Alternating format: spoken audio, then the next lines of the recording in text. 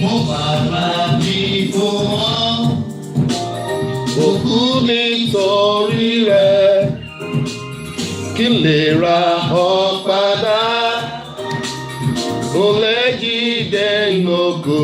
Mo fara mi fún wọn, mo fara mi fún wọn, mo fara mi fún wọn, mo fara mi fún wọn, kí ni wọ́n ṣe fún, kí ni wọ́n ṣe fún, kí ni wọ́n ṣe fún mi.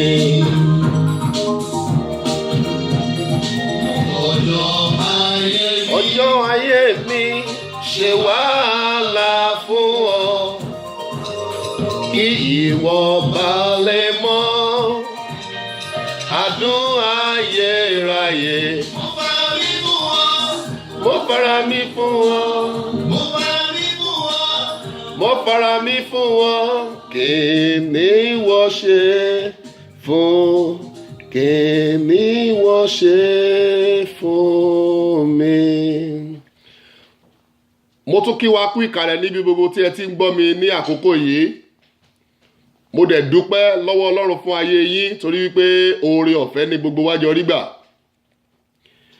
Kí a tó máa tẹ̀síwájú nínú ẹ̀kọ́ tí à ń kọ́ nípa ẹ̀mí mímọ́ gbà mí, ẹ jẹ́ kí a gbàdúrà.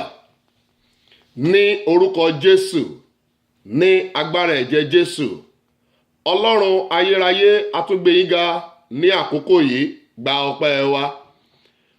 Ọ̀rọ̀ yín tún ti fẹ́ jáde torí Bíbélì sọ pé ẹ̀yin náà ni ọ̀rọ̀ náà.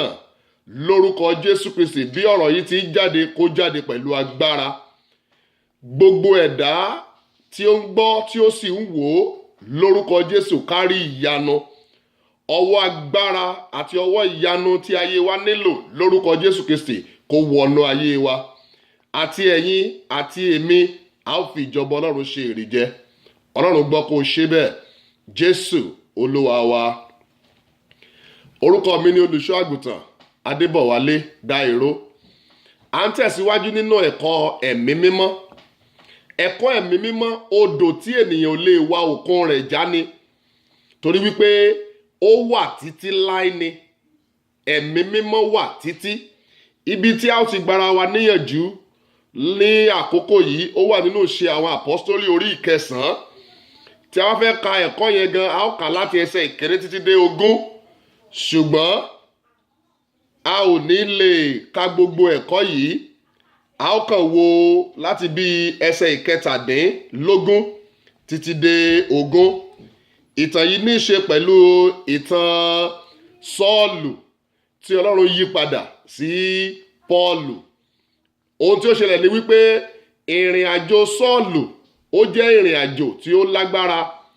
Ó jẹ́ ẹnìkan tí ó ń ṣòdì sí Kristi, kò fẹ́ràn àwọn ọmọ Ọlọ́run. Ibi tí a bá ti ń sọ̀rọ̀ nípa Ọlọ́run, ibẹ̀ ló ti lọ máa ń jà. A lọ dè wọ́n, a kó wọn sẹ́wọ̀n.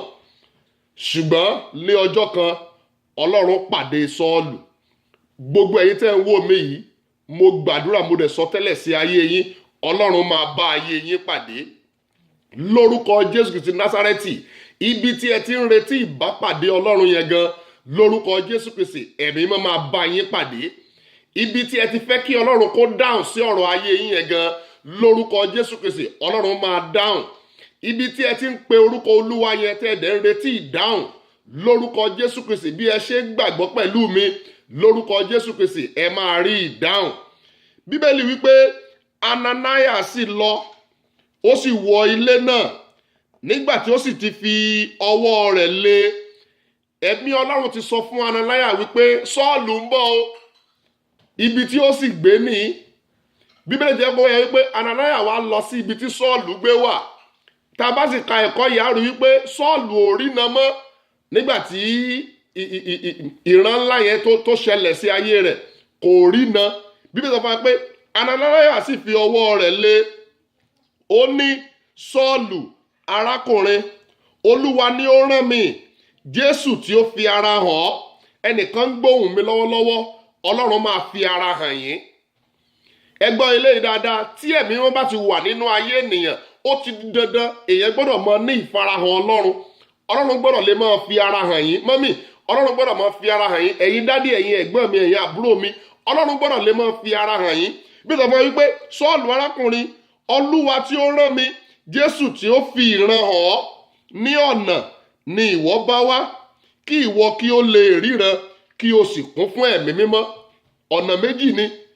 Tí ènìyàn bá ti gba agbára Ọlọ́run tí ó ní ìyípadà ọkàn, nǹkan méjì ni yóò ṣẹlẹ̀ sí ayé rẹ̀. Yóò rí ìwòsàn nípa ti ara, á dẹ̀ tó wá gba agbára ẹ̀mí mímọ́. Ǹjẹ́ ẹnikẹ́ni ń wò mí lọ́wọ́lọ́wọ́ tí ó ń retí ìwòsàn kan tàbí èkejì? Jésù nìkan lẹni tó lè wo nìsàn. Bí sọ fún wa wípé akiri ṣoore ni. Mo wá sọ àsọtẹ́lẹ̀ sí ayé yín nínú àìsàn káìsàn èyí tí ẹ lè máa wà, nínú ohunkóhun tí ẹ lè máa là kọjá tí ò dùn mọ́ yín nínú. Mo sọ̀rọ̀ àṣẹ sí ayé yín, ìwòsàn tó péye lórúkọ Jésù kó wọnú àgọ́ yín. Ìwòsàn tó péye kó wọnú ayé yín lọ. Tó bá jẹ́ pé ọkọ yín ni, tó bá jẹ́ pé aya yín ni, ìwòsàn tó péye kó wọnú wọn lọ. Tó bá jẹ́ pé àwọn ọmọ yín ni, mo sọ̀rọ̀ lórúkọ Jésù ti Násárẹ́tì, ìwòsàn tó péye kó wọ ayé àwọn ọmọ yín lọ. Ọmọ tí ò gbọ́ràn yẹn, ẹ̀mí Jésù wọnú ẹ̀, ẹ̀mí mímọ́ Kristi wọnú ẹ̀. Tí ó bá jẹ́ pé iṣẹ́ yín ni, mo sọ̀rọ̀ àṣẹ sí iṣẹ́ yín lórúkọ Jésù Kristi. Iṣẹ́ náà kó dìde. Ìrànlọ́wọ́ tí ayé yín fẹ́, tí ẹ̀ ń bẹ̀bẹ̀, tí ẹ̀ sì ń béèrè fún yẹn lórúkọ Jésù Kristi. Bí ẹ ṣe ń gbọ́ àkókò, tí ẹ ṣe ń gbọ́ prógrámù yìí, tí ẹ dẹ̀ tún share rẹ̀ fún ọ̀pọ̀lọpọ̀ ènìyàn lórúkọ Jésù Kristi, ìwòsàn tí ayé yín fẹ́ yóò tẹ̀ yín lọ́wọ́. Ẹ gbọ́ eléyìí, ó ní Bíbélì sọ fún wa wípé ó rí ìwòsàn nípa ti ara, ó tún wá rí ìwòsàn nípa ti ẹ̀mí. Ohun tí ẹ̀mí mímọ́ lè ṣe ni. Kò sí ohun tí ènìyàn lè máa là kọjá láyé tí ẹ̀mí mímọ́ kò lè ṣe. Ẹ jẹ́ kó ká tẹ̀síwájú. Bí ìsọ fún wa pé lójú kan náà nǹkan sì bọ́ kúrò nínú ojú rẹ̀. Ẹ gbọ́ eléyìí, ohunkóhun wo ni a ti dì sínú ayé yín tó jẹ́ àlejò. Bíbélì sọ fún wa wípé ó ní àyà yóò pa àwọn àlejò, wọn ó sì fi ìbẹ̀rù bojo sájáde kúrò nínú kọ̀lọ̀fín wọn. Bíbélì sọ fún wa pé ohun tó ti wà nínú ojú rẹ̀ tí ò jẹ́ kó rína yẹn, ó sì jábọ́ nígbà tí ó gba ìgbàwọlé lórí. Ẹ gbọ́ eléyìí, mo sọ̀rọ̀ sí ẹnìkan, ohunkóhun tí ń ṣe àjèjì nínú àgọ́ yín, nínú ayé yín, lórúkọ Jésù Kristi Násárẹ́tì kó jáde bẹ́ẹ̀. Ìwòsàn lórúkọ Jésù Kristi tí ayé yín nílò kó wọnú ayé yín. Bíbélì sọ fún wa pé lójú kan náà ó sì rína, ó sì dìde, a sì baptisi rẹ̀. Nígbà tí ó sì jẹun, ara rẹ̀ mókun. Ẹ gbọ́ eléyìí fún ẹnikẹ́ni tó lè rí àmì mẹ́ta ṣe. Ẹnikẹ́ni tí ó ń ṣe àìsàn lọ́wọ́, ẹ gbọ́ ọ̀rọ̀ Olúwa. Ìwòsàn wọ àgọ́ yín, ìwòsàn wọ ayé yín, ìwòsàn wọ ilẹ̀ yín, orílẹ̀-èdè yín, ìwòsàn wọ inú ibẹ̀ lọ. Ìlú yín yẹn, orílẹ̀-èdè, ìwòsàn wọ inú ibẹ̀ lọ. Bíbélì sọ fún wa wípé ara rẹ̀ sì mókun. Tí ẹ̀mí bá ti dé, tí ènìyàn rí ìwòsàn, ara ènìyàn gbọ́dọ̀ mókun. Mọ́mì dádì, ohun tí ẹ nílò náà ni Jésù. Jésù lẹ nílò. Ó nìkan náà ní ọ̀nà, òtítọ́ àti ìyè. Ìgbà tó ń lọ ló sọ wípé mi ò ní fi yín sílẹ̀ ní aláìní baba, mo máa rán olùtùnú sí yín. Hallelujah. Mo máa rán olùtùnú sí yín tí í ṣe ẹ̀mí mímọ́. Ẹ̀mí mímọ́ náà là ń sọ̀rọ̀ nípa rẹ̀. Ẹ̀mí mímọ́ nìkan ló lè gbà yín. Òun ló lè gbà wá. Òun ló lè gbà wá nínú ìlú wa. Òun ló lè gbà wá lórílẹ̀-èdè wa. Òun ló lè gbà wá nínú ilé wa. Ǹjẹ́ ẹ̀yin gan ti ẹ̀ mọ̀ nípa ẹ̀mí mímọ́? Ẹ má bá a pàdé nínú ètò yìí gbogbo ìgbà, bí Ọlọ́run ó ṣe máa túbọ̀ nínú ara rẹ̀ tí ó máa fi òye rẹ̀ yé wa. Mo fẹ́ràn yín, Jésù sì fẹ́ràn yín. Ó ní ẹ wá sọ́dọ̀ mi gbogbo ẹni tó ń ṣiṣẹ́ tí a sì di ẹrù wíwo lé lórí. Ó ní mo máa fi ìsinmi fún ọkàn yín, ó máa fi ìsinmi fún ayé yín, ó máa fi ìsinmi fún iṣẹ́ yín. Ẹ ní ṣe làálàá mọ́, ẹ ní ṣe wàhálà mọ́. Ohun gbogbo tí ẹ bá ti ń dáwọ́lé á dẹ̀ bẹ̀rẹ̀ sí yọrí sí rere. Ẹ wá Olúwa nígbà tí a lè rí. Ẹ pè é nígbà tí ń bẹ nítòsí. Mọ́mì dádì, àkókò rèé láti wá Olúwa. Ọlọ́run nìkan ló lè ṣe é. Tí ẹ ò bá tí níbi tẹ́ ti máa jọ́sìn, ẹ wá ilé ìjọsìn ní àdúgbò yín kí ẹ sì bẹ̀rẹ̀ sí jọ́sìn pẹ̀lú àwọn ọmọ Ọlọ́run. Ẹ rí wípé ilé ìjọsìn tí a ti ń sọ̀rọ̀ nípa ẹ̀mí tí í ṣe ẹ̀mí Kristi, ó ní ẹ lọ jọ́sìn níbẹ̀. Lórúkọ Jésù, bí ẹ ṣe ń gbìyànjú láti gbé àwọn ìgbésẹ̀ yìí, Ọlọ́run máa ràn yín lọ́wọ́. Ẹ máa wá Ọlọ́run nínú ọ̀rọ̀ rẹ̀, nínú àdúrà, nínú ìfihàn rẹ̀, nínú àlá. Ọlọ́run á máa bá ènìyàn sọ̀rọ̀ tí èèyàn bá ti ní ẹ̀mí mímọ́. Mo gbàdúrà lórúkọ Jésù Kristi, ìjọba Ọlọ́run tí à ń retí yìí, a ó jọ débẹ̀ ni, a ò sì ní pàdánù rẹ̀. Mo fẹ́ràn yín lẹ́ẹ̀kan sí i, Jésù sì fẹ́ràn yín. Orúkọ mi ni olùṣọ́ àgùntàn Adébọ̀wálé Dáìró. Ọlọ́run májẹ̀mú, àwọn èèyàn rẹ tó ti gbọ́ ọ̀rọ̀ rẹ ní òní, agbára àti oore ọ̀fẹ́ láti ṣe kó wọnú ayé wa. Ọlọ́run gbọ́ kó o ṣe bẹ́ẹ̀.